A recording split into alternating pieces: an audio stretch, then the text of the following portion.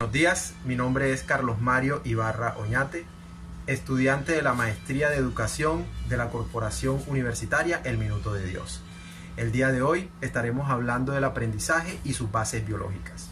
Esta temática va dirigida a estudiantes y profesionales dedicados a los procesos de enseñanza y aprendizaje. El aprendizaje. Se entiende por aprendizaje el proceso a través del cual el ser humano adquiere o modifica sus habilidades, destrezas, conocimiento o conducta, como fruto de la experiencia directa, el estudio, la observación, el razonamiento o la instrucción. ¿Qué relación existe entre el aprendizaje y sus bases biológicas? El papel que desempeña el cerebro en el aprendizaje y en la conducta no es un tema nuevo, pero su importancia para los educadores aumentó solo hasta hace poco tiempo.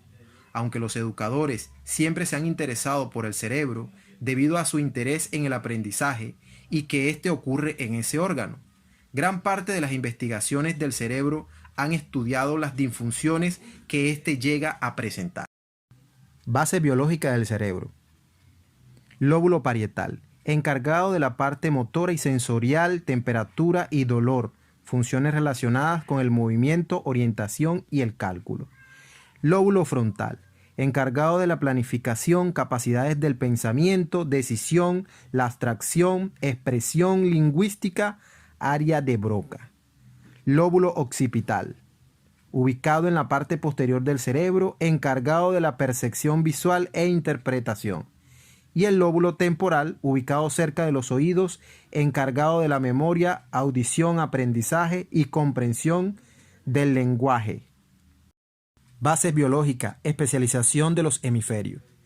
Hemisferio izquierdo, razonamiento, lenguaje hablado, lenguaje escrito, habilidad científica, habilidad numérica, control de la mano derecha. Hemisferio derecho, intuición, imaginación, sentido artístico, sentido musical, percepción tridimensional, control de la mano izquierda. ¿Cómo se puede dar el aprendizaje en un niño haciendo uso de las tecnologías?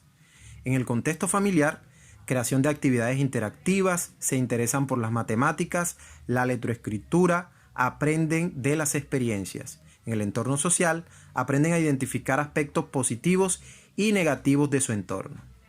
¿Cómo se puede dar el aprendizaje de un adolescente haciendo uso de las tecnologías? En el contexto familiar, el aprendizaje en familia por medio de blog, periódicos, revistas online, juegos y películas. En el contexto social, los jóvenes se sienten integrados en un grupo social. ¿Cómo se puede dar el aprendizaje en un adulto haciendo uso de las tecnologías? Contexto familiar. Mejora la comunicación entre padres e hijos porque favorece la concentración y la atención. El contexto social facilita la participación social de las personas adultas. ¿Cómo se da el aprendizaje en el contexto de preescolar? Los niños aman aprender, por lo que necesitan un ambiente que apoye el aprendizaje y las emociones que le acompañan, como la alegría, la curiosidad o el asombro. Entre las ventajas tenemos habilidades de lenguaje y la comunicación, reconocimiento de las emociones propias y ajenas y la experimentación. ¿Cómo se da el aprendizaje en el contexto de la primaria? Los niños en este periodo del desarrollo empiezan a pensar de forma más lógica.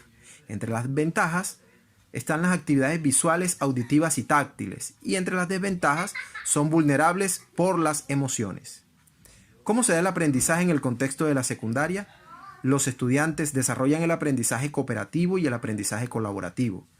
Los estudiantes son capaces de distinguir múltiples soluciones potenciales a los problemas y pensar más científicamente sobre el mundo que los rodea. Ventajas: actividades de roles, solución a problemas. Desventaja: son vulnerables por las decisiones de sus pares. ¿Cómo se da el aprendizaje en el contexto universitario? El aprendizaje en el contexto universitario, pues estos desarrollan del autoestudio, aprendizaje colaborativo, pensamiento reflexivo y crítico, autoeducación y autoaprendizaje. Entre las ventajas tenemos: desarrolla el sentido crítico y de la investigación, y entre algunas desventajas tenemos que se vuelven muy facilistas. Esperemos que este video haya sido de su interés. Muchísimas gracias de verdad por su colaboración.